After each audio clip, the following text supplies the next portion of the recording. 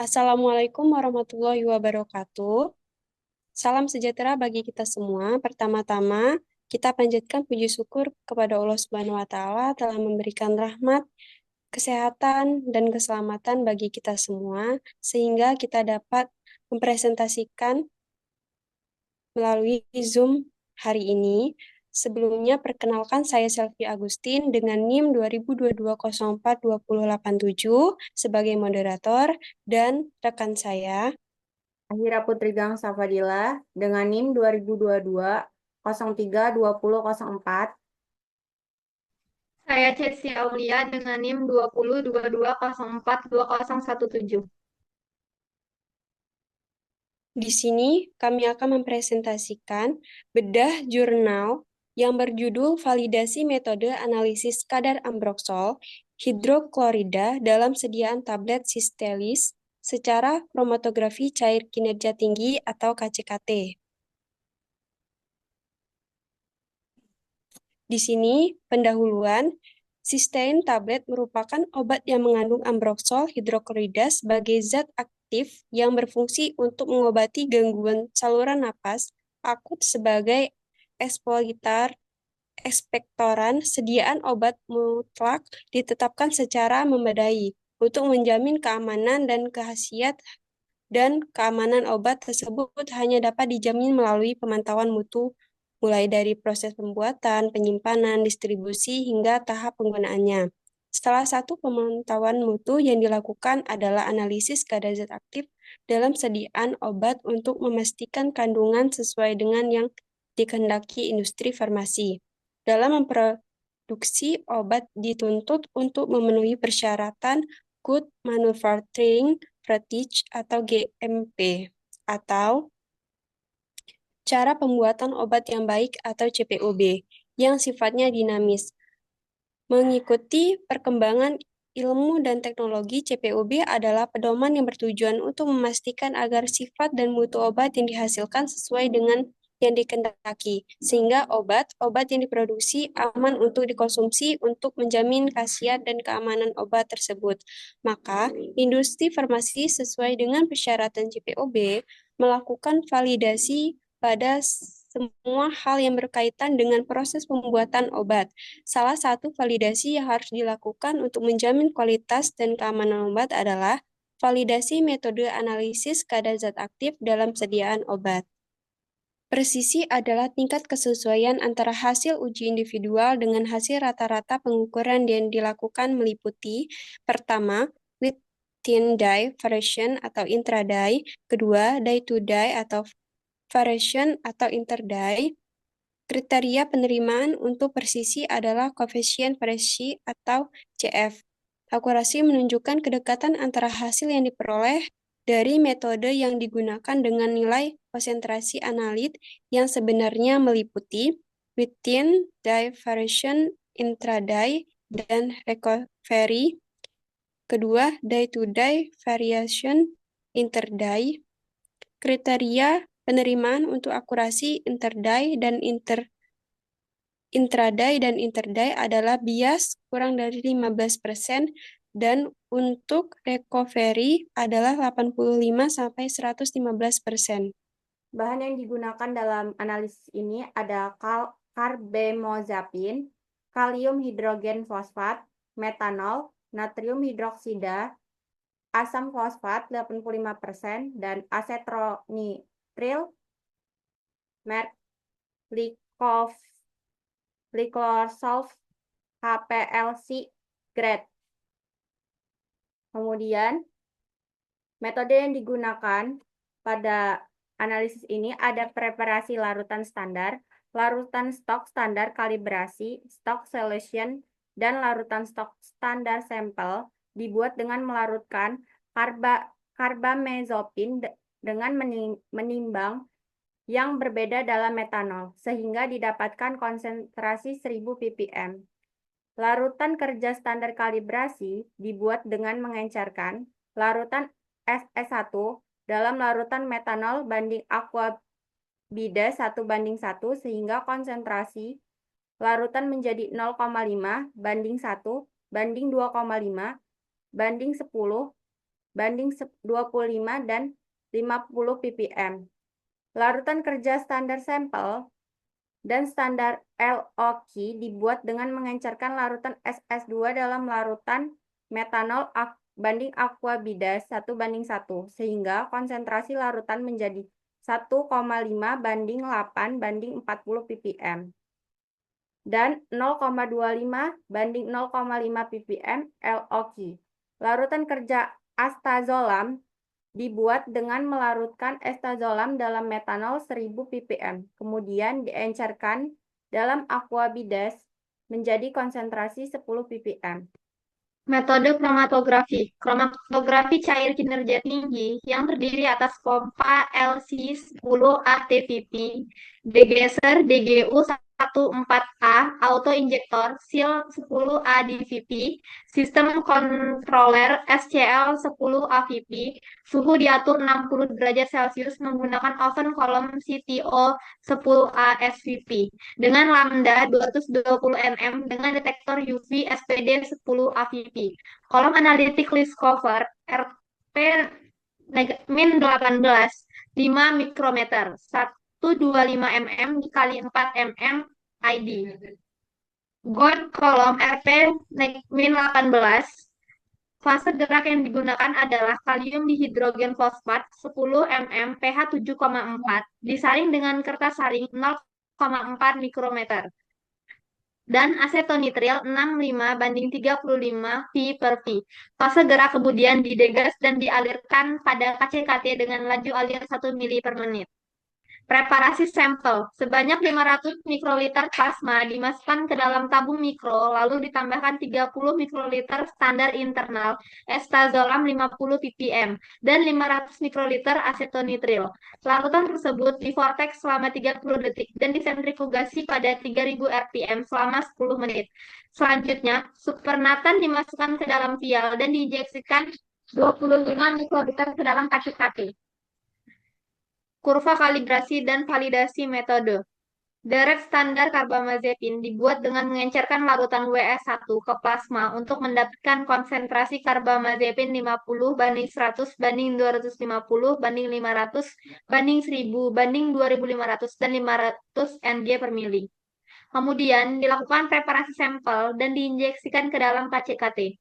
Kurva kalibrasi dibuat dengan memplot hubungan antara konsentrasi standar dengan rasio area karbamazepin atau estazolam. Uji LOQ dibuat dengan mengencerkan larutan kerja standar LOQ ke dalam plasma untuk mendapatkan konsentrasi karbamazepin 25 dan 50 Ng per mili.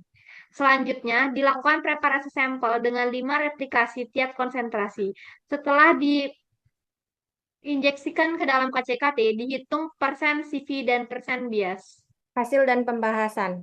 Ujian pendahuluan pemilihan standar internal dan penentuan komposisi fase gerak standar internal yang terdiri dari estazolam, cetrizin, dihidroklorida, dan diazepam yang dilarutkan dalam metanol dengan komposisi fase gerak dapar fosfat 10 mm pH 7,4 banding asetronitril 70:30. Kemudian, bila dilihat pada kromatografi gambar 1, kromatografi larutan standar karbamazepin dan standar internal cetrizin, dihidroklorida, estazolam, dan diazepam, kondisi percobaan kolom likroper RP minus 18 125 dikali 4 mm per 5 mikromili, fase gerak dapar fosfat 10 mm pH 7,4 dan asetronitril 70:30. Laju alir 1 mili per menit, dektorat UV lambda 220 nm, estazolam memiliki resolusi yang baik dan terhadap karbamazepin, sedangkan cetrizin dihidroklorida memiliki resolusi kurang baik terhadap karbamazepin yang dapat mempengaruhi puncak karbamazepin, terutama pada konsentrasi tinggi, sedangkan diazepam memiliki resolusi yang lebih besar terhadap karbamazepin yang mengakibatkan waktu analisis semakin lama. Kemudian pada kromatogram gambar 2 dapat dilihat bahwa ketiga komposisi fase gerak dapar, fosfat 10 pH 7,4 dan asetil notril masih memberikan resolusi lebih besar 1,5 karena banyaknya sampel yang dianalisis dalam uji bioekuivalensi, maka dibutuhkan waktu analisis yang singkat. Waktu analisis yang paling singkat yaitu pada komposisi 60:40. Namun, pada kondisi ini terdapat gangguan blankoplasma pada puncak karbamazepin dan estazolam. Oleh karena itu, dipilih komposisi fase gerak 65:35. Pada tabel 1, konsentrasi 50,30 Ng per mililiter diterima sebagai batas kuantitasi karena memenuhi presisi CV lebih kecil 20% dan akurasi bias lebih kecil kurang lebih 20%. Sedangkan pada konsentrasi 25,15 Ng per mililiter sudah tidak terdeteksi. Uji selektivitas pada tabel kedua memenuhi persyaratan karena tidak ada pengaruh respon puncak dari 6 jenis blankoplasma dari individu berbeda yang dibandingkan dengan area analit pada konsentrasi LOQ. Hasil uji presisi intraday pada 3 konsentrasi diperoleh CV sebesar 0,72 sampai 2,84%, di mana hasil ini memenuhi kriteria penerimaan presisi yaitu CV kurang dari 15%. Hasil uji akurasi interday pada 3 konsentrasi menghasilkan bias minus 11,68 sampai 1,14%, di mana hasil uji tersebut memenuhi kriteria penerimaan akurasi yaitu bias kurang dari 15%. Dengan demikian, metode uji yang digunakan memiliki akurasi yang baik selama jalannya satu kali analisis. Berdasarkan tabel 4 di samping, hasil uji recovery pada 3 konsentrasi didapatkan 89,15 sampai 98,67%. Persyaratan uji recovery adalah 85 sampai dengan 115%. Dengan demikian, metode ini akurasi karena konsentrasi dengan proses pengendapan metode plasma memberikan hasil sesuai dengan konsentrasi analit, sebenarnya tanpa pengendapan protein plasma. Pada tabel kelima, hasil uji presisi interday pada 3 konsentrasi diperoleh CV sebesar 4,47 sampai 5,03%. Hasil penyataan uji presisi interday memenuhi kriteria penerimaan yaitu CV kurang dari 15%. Hasil uji akurasi interday pada 3 konsentrasi diperoleh bias minus 12,30 sampai 4,96%. Hasil uji tersebut memenuhi kriteria penerimaan yaitu bias kurang dari 15%. Dengan demikian, metode uji yang digunakan masih memberikan hasil uji yang relatif sama dan akurasi pada waktu yang berbeda. Berdasarkan tabel ke-6, linearitas kurva kalibrasi standar pada presisi dan akurasi selama 5 hari yang berbeda pada konsentrasi 50,66 sampai 50,66 Ng per mili menghasilkan R lebih dari sama dengan 0,99 dan CV kurang dari 15%. Koefisien variasi di sini menunjukkan bahwa kurva kalibrasi standar dalam waktu yang berbeda menghasilkan masih memberikan hasil yang relatif sama. Hal ini menunjukkan bahwa kurva kalibrasi tersebut memenuhi linearitas yang cukup baik, sehingga hasil interpolasi pada penetapan kadar karbamazepin dalam plasma dapat terjamin kebenarannya. dapat disimpulkan bahwa batas kuantitasi sebesar 50,30 Ng per mili. Sedangkan pada uji selektivitas tidak ada pengaruh respon puncak dari 6 jenis belangko plasma dari individu berbeda. Dan presisi intraday dan interday menghasilkan CV 0,72 sampai 2,84% dan 4,47 sampai 5,03%. Serta akurasi intraday dan interday menghasilkan bias min 11,68 sampai 1,14% dan min 12,30 sampai 4,96%. Recovery 89,15 sampai 98,67%. Kurva kalibrasi linier pada range 50,66 sampai 50,66 Ng per mili dengan R kurang lebih 0,99. Metode analisis ini memenuhi kriteria penerimaan validasi metode sehingga dapat digunakan pada laboratorium pengujian bioekivalensi.